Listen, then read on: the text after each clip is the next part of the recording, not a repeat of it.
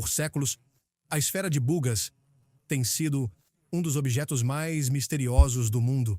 Uma esfera metálica, de forma perfeita, descoberta na Colômbia, que muitos julgavam impossível ser antiga, sem emendas, sem método claro de construção e símbolos estranhos gravados em sua superfície que ninguém conseguia explicar. Por muitos anos, céticos a descartaram como uma mera curiosidade moderna, enquanto outros sussurravam algo muito mais perturbador e inquietante, que a esfera poderia ser a evidência de uma tecnologia perdida ou até mesmo um conhecimento que antecede a nossa civilização atual. Mas agora, tudo se transformou completamente. Numa investigação inovadora, uma equipe de cientistas do MIT finalmente realizou a mais avançada digitalização de raio-x já efetuada na esfera de Bugas. Utilizando uma tecnologia de imagem de alta precisão, especialmente desenvolvida para revelar a estrutura interna oculta de objetos metálicos sólidos, eles se propuseram a responder a uma única e simples pergunta: o que afinal estaria realmente lá dentro? O que as varreduras revelaram deixou toda a equipe de pesquisa absolutamente chocada, pois, no interior da esfera, os raios-x não indicaram a presença de objeto sólido algum. Em vez disso, revelaram estruturas internas complexas, formações em camadas, câmaras incomuns e padrões geométricos que parecem ter sido intencionalmente projetados. E a parte mais perturbadora de tudo isso: alguns pesquisadores agora acreditam que a estrutura encontrada dentro da esfera pode, na verdade, conter informações possivelmente codificadas há milhares e milhares de anos. Portanto, a verdadeira questão já não é mais o que é a esfera de Bugas. A questão agora é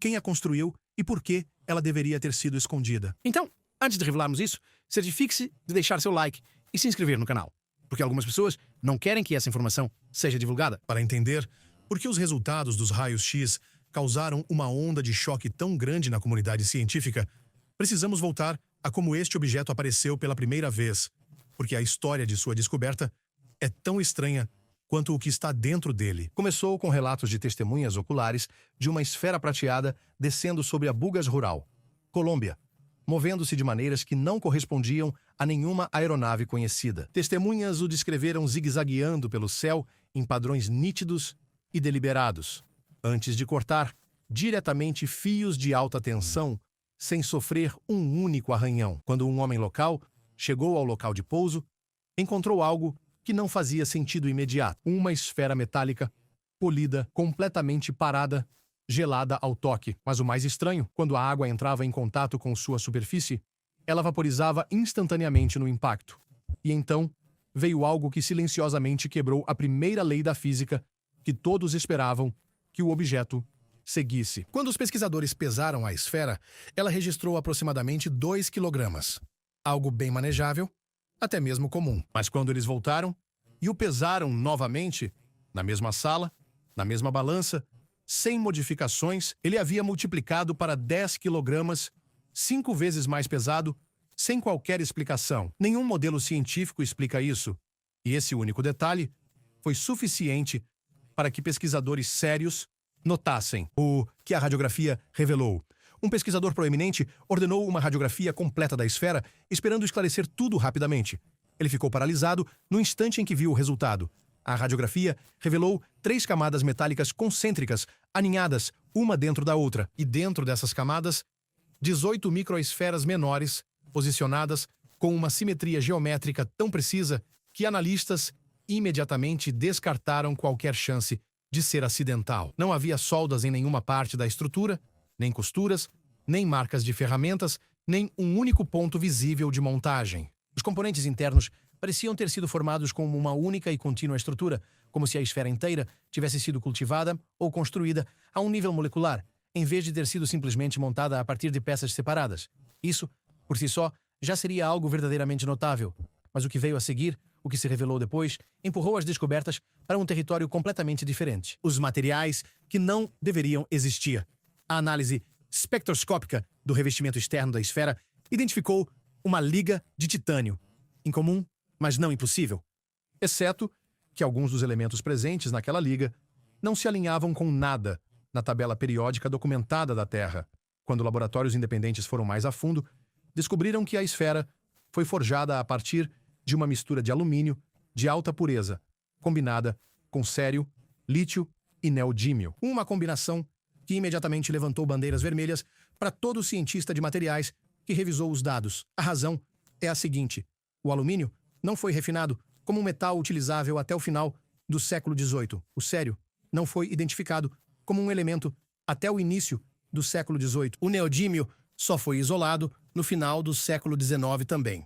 No entanto, os três aparecem juntos dentro de um único objeto. Esse objeto foi agora datado em mais de 12.000 anos. Para tornar as coisas ainda mais estranhas, a liga é mais dura que o titânio aeroespacial. E quando pesquisadores expuseram uma seção a calor extremo, temperaturas excedendo 400 graus, a temperatura da superfície da esfera não mudou em nada. A forma como se comportava sugeria que tinha sido especificamente projetado para sobreviver a uma catástrofe.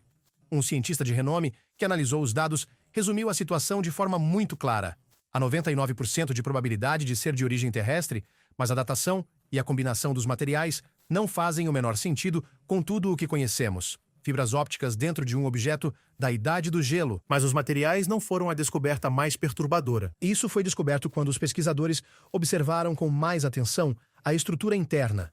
Dentro da esfera, atravessando os espaços entre as camadas concêntricas, existiam 52 filamentos, que eram transparentes, revestidos por uma blindagem metálica e capazes de conduzir comprimentos de onda específicos de luz de uma ponta à outra. Eram filamentos de fibra óptica, e não aqueles que eram primitivos. Quando engenheiros ópticos modernos analisaram os filamentos, eles relataram que os cabos demonstravam menor perda de sinal óptico do que a maioria das fibras de telecomunicações comercialmente disponíveis usadas hoje. Uma equipe reconheceu discretamente que não conseguiria replicar essa qualidade sem equipamento especializado, equipamento que não existia 12.000 anos atrás. Os pesquisadores notaram algo mais, algo bastante interessante, que estava cuidadosamente escondido dentro daqueles canais microscópicos. Eram vestígios de uma resina natural, que se encontravam selados em minúsculos orifícios na própria estrutura da fibra. Isso não era, de forma alguma, uma simples contaminação. A resina parecia ter sido colocada ali de propósito, com a clara finalidade de ancorar e estabilizar os filamentos em sua devida posição. A Universidade da Geórgia realizou testes de radiocarbono na resina. O MIT conduziu a análise de forma independente. Vários laboratórios separados confirmaram o mesmo resultado. O material orgânico encontrado dentro da esfera tem mais de 12.500 anos, construído durante o período do Dryas recente, a última grande idade do gelo. Uma arquitetura que desafia completamente qualquer explicação. Agora, uma pergunta natural que surge neste ponto é: será que isto seria apenas um objeto moderno muito bem feito que de alguma forma foi datado incorretamente? Será que a resina poderia ser uma contaminação? Será que tudo isso não passaria de uma farsa elaborada? Essas perguntas foram feitas. Os pesquisadores se debruçaram sobre elas, mas a arquitetura interna tornava essa explicação cada vez mais difícil de manter. A construção em 3 camadas da esfera não corresponde a nenhuma ciência de materiais conhecida.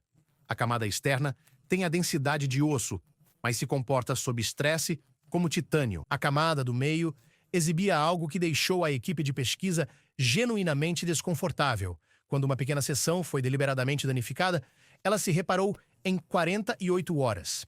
Metal com capacidade de autorreparação, nenhuma liga conhecida na Terra faz isso, nem em pesquisa pública, nem em pesquisa classificada. No centro da estrutura, encontra-se o que só pode ser descrito como um núcleo semelhante a um chip.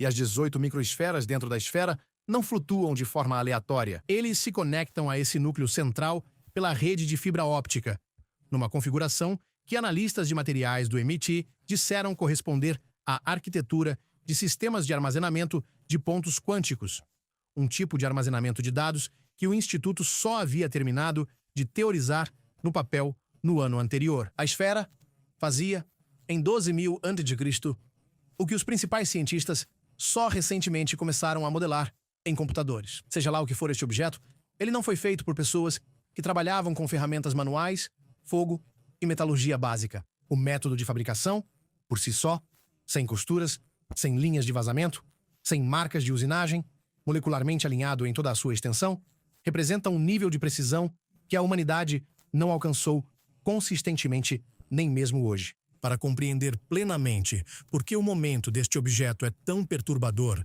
você precisa entender a época em que ele nasceu, o mundo em que foi criado. 12.000 anos atrás, o planeta estava em crise. Num piscar de olhos geológico, as temperaturas globais caíram drasticamente. As camadas de gelo avançaram e espécies inteiras de megafauna colapsaram. Civilizações que haviam sido estáveis por séculos simplesmente desapareceram do registro arqueológico. Amostras de testemunhos de gelo daquela época revelam picos dramáticos de temperatura. Camadas geológicas do mesmo período contêm concentrações incomuns de irídio e minúsculas esferas metálicas, que são assinaturas químicas associadas a eventos de impacto cósmico. Campos de crateras datando deste período foram identificados em várias partes da América do Norte e da Groenlândia. Culturas em todos os continentes deixaram para trás histórias que carregam os mesmos temas: inundações, fogo vindo do céu, escuridão repentina e o afundamento de grandes terras sob o mar. E bem no meio de tudo isso, alguém construiu esta estrutura. Não um ídolo esculpido, nem um objeto funerário. Um dispositivo de engenharia de precisão contendo fibra óptica, metal alto reparável, geometria de armazenamento quântico e uma liga que requer refino em nível industrial, o que suscita uma pergunta sem resposta fácil. Quem era avançado o suficiente para construir algo assim?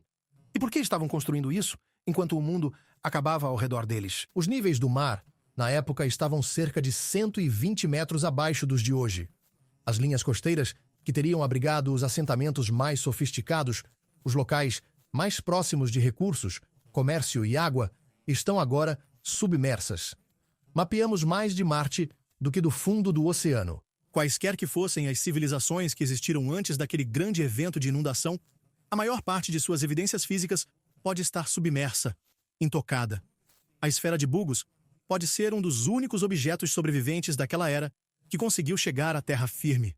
Os símbolos, que talvez nem sejam símbolos. Assim que os pesquisadores finalizaram a sua análise estrutural, eles voltaram a sua atenção para a superfície da esfera e, mais especificamente, para as gravuras que a revestiam. Observando de perto, essas marcas revelaram algo totalmente inesperado. Elas não haviam sido arranhadas ou esculpidas de forma grosseira. Pelo contrário, eram microscopicamente precisas. Algumas linhas individuais eram mais finas que um fio de cabelo, executadas com uma firmeza que nenhuma ferramenta manual ou cinzel poderia fisicamente produzir. Linguistas e historiadores identificaram semelhanças parciais com diversos sistemas de escrita antigos, formas que lembravam caracteres Ogham, primitivos, formas rúnicas, proto-fenício e elementos do sânscrito arcaico, mas nenhuma das correspondências era completa. Todas as comparações retornavam com um ar familiar, mas não eram idênticas, como se os antigos escritos já conhecidos fossem apenas ecos rudes de seja lá qual fosse a natureza desse sistema. Os matemáticos notaram algo distinto. Quando os padrões da superfície da esfera foram mapeados geometricamente, eles se alinharam com constantes matemáticas. A proporção áurea, intervalos harmônicos, encontrados em estruturas atômicas, proporções embutidas nas hélices de DNA. Estas não eram decorativas, eram equações e pareciam traçar caminhos radiais que se sincronizavam precisamente com a rede de fibra óptica que percorria o interior. Vários pesquisadores propuseram a mesma ideia de forma independente. As gravuras não foram feitas para serem lidas. Na verdade, elas são funcionais.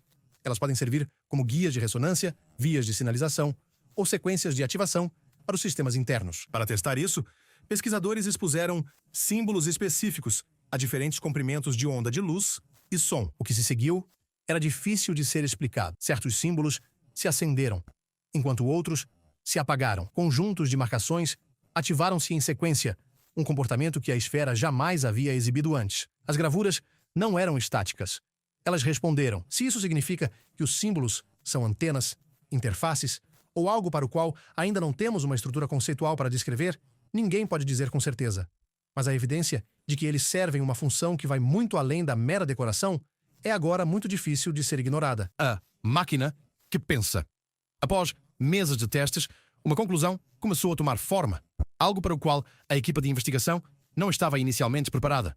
A esfera não era uma relíquia, era uma máquina. O mapa interno, produzido através de técnicas de imagem avançadas, revelou uma estrutura que parecia menos com o artesanato antigo e mais com a arquitetura de um sistema vivo. As 18 microesferas não foram colocadas aleatoriamente. Foram posicionadas com precisão matemática, cada uma ligada ao núcleo central por canais de fibra óptica, numa disposição que lembrava muito uma rede neural. E os sinais que viajavam por essas vias não passavam simplesmente, pareciam ser processados. Padrões se repetiam, as sequências evoluíram. As respostas mudavam dependendo dos estímulos externos. A esfera não estava reagindo passivamente. Ela estava interpretando. Isso mudou toda a perspectiva. Se a esfera estivesse continuamente ativa por mais de 12 mil anos, ela não esteve apenas parada ali. Ela esteve mostrando seu ambiente, medindo mudanças na temperatura, campos magnéticos, atividade eletromagnética e condições sísmicas por toda a extensão da história humana registrada e antes dela. Ele esteve acordado enquanto impérios surgiam e caíam, enquanto línguas eram inventadas e esquecidas, enquanto o gelo recuava e as linhas costeiras mudavam. Tudo isso registrado por um dispositivo construído antes que qualquer coisa disso acontecesse. O que mais inquietou os analistas não foi a idade do objeto, nem os materiais em seu interior. Foi a tendência. A esfera não apresentava sinais de desaceleração. Não demonstrava qualquer degradação. Semana após semana, a sua atividade interna estava a acelerar. A absorção de energia estava a aumentar. Pulsos eletromagnéticos estavam se tornando mais frequentes e mais precisos. Qualquer que fosse o protocolo que esta máquina estivesse seguindo, ela não havia completado sua tarefa. E algo sobre o momento presente, algo no mundo como ele existe hoje, parecia estar impulsionando-a para mais perto de terminar. O evento de ativação. Por meses, a esfera comportava-se como um sistema em aquecimento, pulsos irregulares, aumentos graduais na atividade, lentos e imprevisíveis. E então, durante uma sessão de monitoramento noturno, tudo se transformou. A esfera emitiu um pulso diferente de qualquer coisa já registrada. Mais nítido, mais forte, poderoso o bastante para desativar vários sensores magnéticos de uma só vez. A temperatura ambiente na sala caiu visivelmente. As leituras do campo eletromagnético dispararam tão forte que atingiram o limite máximo do instrumento. E dentro da esfera, os filamentos de fibra óptica acenderam em sequência perfeita, um após o outro, como neurônios disparando em cascata. Pela primeira vez, o aparelho se comportou como algo totalmente desperto. A equipe de processamento de sinal foi a primeira a perceber o que os outros não tinham notado. Por baixo do pulso principal, micro-oscilações estavam a ser transportadas, estruturadas, em camadas, quase como uma mensagem secundária oculta dentro do surto de ativação. Então, surgiu o pormenor que fez a sala mergulhar num silêncio absoluto. Uma estação de monitoramento sísmico, a quase 600 metros de distância, detectou uma tênue assinatura harmônica praticamente no mesmo instante. Suave, rítmica, e quando os analistas sobrepuseram os dados, ela espelhava o padrão de pulso da esfera com uma precisão quase exata. Não era idêntico, mas suficientemente próximo para que os pesquisadores passassem horas tentando encontrar uma explicação para aquilo. Interferência solar, ruído de instrumentos, distorção atmosférica. Nenhuma dessas explicações fazia sentido. Processos naturais não produzem intervalos geométricos tão limpos. A assinatura harmônica correspondia a apenas um objeto conhecido em toda a Terra, a própria esfera de Buga. Se por acaso existir outro objeto em algum lugar debaixo da Terra, submerso ou enterrado sob uma camada de gelo, então o que aconteceu naquela noite não foi uma falha técnica, mas sim uma conversa. A esfera tinha emitido um sinal e algo tinha respondido. De volta ao laboratório, os símbolos na superfície ativaram-se numa nova configuração pouco tempo depois, sequências que nunca haviam surgido antes, reagindo ao pulso eletromagnético em tempo real. E a implicação de tudo isso era realmente difícil de assimilar. As gravuras não eram uma mensagem deixada para nós decifrarmos. Elas eram uma mensagem destinada a ser recebida por outro aparelho. E se esse aparelho acabou de ser ativado, então seus criadores compreenderam o rumo da história muito melhor do que nós jamais poderíamos ter imaginado. O aviso que ninguém quer ouvir. À medida que a equipe de pesquisa continuava a monitorar, um padrão se tornou impossível de ignorar. A atividade da esfera não era aleatória. Estava subindo num ritmo específico. E esse ritmo parecia estar em sincronia com os eventos do mundo real que aconteciam fora do laboratório. Quando os pesquisadores compararam os registros de ativação da esfera com dados geológicos e atmosféricos, os picos se mostraram alinhados. Flutuações no campo magnético, agrupamentos sísmicos incomuns, anomalias atmosféricas registradas em múltiplos continentes. Os mesmos tipos de perturbações ambientais que aparecem nos registros geológicos de 12 mil anos atrás. exatamente no período em que a esfera foi criada. Essa percepção mudou completamente o tom de tudo. Não era apenas tecnologia antiga, preservada por acaso. Era uma tecnologia antiga e construída para lidar com uma crise específica. E agora estava a reativar-se sob o que pareciam ser condições muito semelhantes. Talvez a esfera fosse apenas um gravador, reconhecendo padrões familiares no ambiente. Talvez fosse um instrumento de alerta precoce, projetado para responder quando as condições planetárias atingissem um limiar crítico. Ou talvez seus criadores o construíram para ativar num ponto específico do desenvolvimento humano, seja tecnológico, ambiental ou de outra natureza, como um sinal destinado a quem viesse a seguir. Mas esta é a parte que ninguém, naquele laboratório, se sentia à vontade para dizer em voz alta. A esfera não se comportava como uma relíquia que apenas olhava para o passado. Ela estava agindo como um sistema que se preparava para algo no futuro. Aquilo que foi construído para monitorar há 12 mil anos pode estar se aproximando mais uma vez. E se a sua ativação não foi desencadeada por acidente, então quem quer que tenha sido projetado para receber o seu sinal já pode saber que o encontramos. Nunca estiveram sozinhos. Assim que a equipe de pesquisa aceitou que as felhadas, que a esfera não agia isoladamente, uma possibilidade maior surgiu, que forçou uma completa reavaliação do propósito do objeto. Se os padrões de pulso, que se repetiam em intervalos medidos e que se alinhavam com as gravuras geométricas na sua casca externa, não fossem meramente ruído aleatório, mas sim um sinal deliberado, então a esfera não seria apenas um dispositivo, ela seria um nó, parte integrante de uma rede. E se as estações de monitoramento estivessem detectando ecos tênues vindos de outros locais, sinais com frequências distintas, mas que foram construídos com a mesma arquitetura tecnológica, então a esfera Buga nunca foi projetada para operar sozinha. Era uma parte de algo muito maior. Essa possibilidade reabre uma questão que a arqueologia convencional tem evitado em grande parte. Se uma civilização avançada existiu há 12 mil anos, onde estão as provas físicas? Uma resposta está debaixo do oceano. Durante a Idade do Gelo, os níveis do mar estavam mais de 100 metros mais baixos.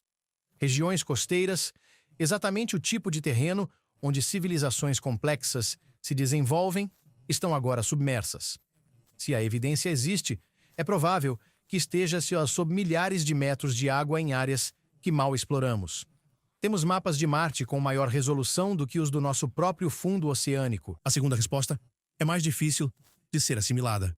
Talvez a civilização que construiu isto não fosse inteiramente humana ou não fosse humana de modo algum.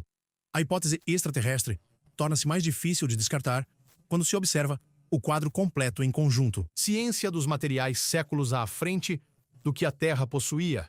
Engenharia óptica que superava os padrões modernos. Microengenharia sem equivalente no registro arqueológico. E uma estrutura geométrica que teóricos quânticos modernos só recentemente descreveram no papel. Se uma inteligência não humana criou a esfera, seu design se encaixa perfeitamente com vigilância autônoma de longo prazo. Desloque um número suficiente delas por todo um planeta e você terá uma rede de monitoramento capaz de operar indefinidamente através de eras glaciais, inundações e a ascensão e queda de civilizações. E então, há um detalhe que continua a surgir repetidamente nos dados. A principal frequência, que é emitida pela esfera, se agrupa em torno de uma faixa de oscilação bem específica, que está associada a estados meditativos profundos, a certas tradições acústicas antigas e também a ritmos neurais mensuráveis no cérebro humano. É coincidência? Ou a esfera foi projetada especificamente para interagir com a consciência humana, esperando por uma espécie cognitivamente avançada o suficiente para registrá-la? Talvez nunca tenha sido feita para esconder suas informações. Talvez sempre tenha sido feita para falar apenas com uma civilização que ainda não existia quando foi construída. O que tudo isso significa? Nenhuma instituição declarou oficialmente o que a equipe de pesquisa está pensando em silêncio. Nenhuma grande universidade emitiu uma conclusão formal. A esfera permanece num ambiente controlado, ainda ativa, ainda absorvendo energia, ainda pulsando em ritmos que ninguém decifrou completamente. Mas a evidência coletada até agora aponta para algo que não pode ser facilmente arquivado. Seja um sistema de alerta construído por uma civilização que viu seu próprio mundo desmoronar, um cofre de dados projetado para preservar o conhecimento através de ciclos catastróficos, Um nó de rede de sensores ainda transmitindo para um receptor desconhecido? Ou algo completamente diferente, algo para o qual ainda não possuímos uma linguagem precisa? Uma coisa que a pesquisa confirma é que este dispositivo não foi ativado por acidente. Seus criadores compreenderam as condições que cercariam seu despertar. Eles o projetaram para resistir a tudo e o construíram para realizar algo específico quando chegasse o momento. Esse momento, por todas as medições que a equipe de pesquisa consegue rastrear, parece ser agora. Qual o seu propósito e para quem ela foi criada pode ser a questão mais crucial que a nossa civilização já enfrentou. E só agora estamos começando a questioná-la. Se esta história te marcou profundamente, compartilhe-a e deixe sua teoria nos comentários. Para que você realmente acredita que a esfera Buga foi construída?